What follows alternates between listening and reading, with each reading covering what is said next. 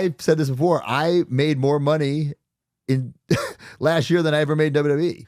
Now I remember, Matt, you didn't want to do this Nick Gage death match, and this was I mean, at a time when Nick Gage was fresh off Dark Side of the Ring, fresh out of jail. Yeah. He's a very feared human being in general. Yes. And I mean, it's just not. You're a pretty man. I'm very pretty. You know what I'm saying? Yeah. So like the aesthetic is important to you. And generally speaking, in the genre of deathmatch, aesthetic, aside from the aesthetic of seeing glass shatter or flesh tear, they're not tanning. No, they're not. For a couple of days before the match, right? They don't even know a guy named Jim. But so for you, it's like when you go, okay, I'll do this one. You couldn't have known when you walked into GCW how much of an impact it would have. No. I'm sure you knew it would be cool. Right. But I mean, I remember talking to you right after it, and you were talking about the high that you got from realizing that, like, oh no, they don't just hate me. Like, this is like territory heat. This is old school. They despise me. Dave Meltzer is sitting there offended at the reaction. Like, this is wrestling. We're really doing it. Is it difficult after you get to that high to find it again? So, when I left WWE, I knew I needed a change. Even while I was in WWE, I dropped the woo-woo-woo shit, dropped the headband, dropped the glasses. But like Steph was saying earlier, you don't have all this creative control. You can only do so much, right? So when I left, I knew I needed a change. The AEW thing, the cup of coffee there, didn't work out. So I was like, okay. At the time, I was fucking bummed out. Like, I'll admit 100%, but now blessing in disguise, right? Because I would have never been able to go to GCW and do that death match, the match that changed my career, changed GCW, changed my life. But you're right, like that high, like I knew it was gonna create some waves and create some buzz, but I could not anticipate what it would do.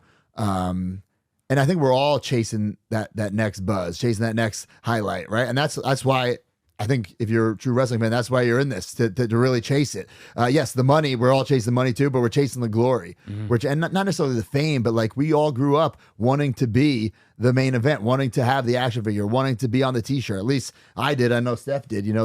That's the goal. And to ride that momentum is the funnest part and also the hardest part, right? So it's like, I don't know what the next thing is, but I'm going to keep fucking trying until we find it. Like this indie god thing, we joke about it. It was just a one night outfit that I thought would be funny. And I don't want to say it blew up, but I was smart enough to realize, okay, people are talking about this in a way like I should see what I should do with this, or sink my teeth into it. And now like I sell indie god fucking hats. Like it's ridiculous.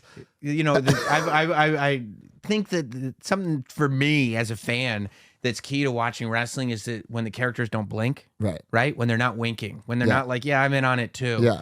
And for me, it's like, I think what makes the indie god is the same thing that makes the deathmatch king. It's you going out there looking as ridiculous as I've ever seen a human being. Right. But your facial expression is like as serious. Because it's very serious. It's not a joke. Right. This is not like an SNL skit. You're almost like looking like, can you believe how cool I look? I do look fucking cool. And how amazing I'm going to be. And I'm like, I guess I was laughing at first, but I guess this is cool because look at that guy's face. That's right. And I'm the only place I'm laughing is to the bank, baby. Laughing all the way to the bank. That's right. Well, and that's the other thing. When you're selling hats like that, you can't sell hats like that when you're not wearing indie god gear. That's right. And listen, I said this before. I made more money in last year than I ever made WWE. On the indies. That's now, nuts. It's because of the podcast and Sam's, this, Crumbs Make Crumb Cake. Yeah, I've heard. Podcast, Major Bendy's, the merch, everything. But I have no problem working hard and working my ass off. And I know Steph's the exact same way. And that's why this really works, because it could have just been like some girl who I meet at the shows every, once a weekend. But no, we travel together. We make sure this works. We're texting all the time. We're filming these videos on our off days, doing all this bullshit, because the bullshit is what's going to make us better than everybody else. Right. Right. Yeah.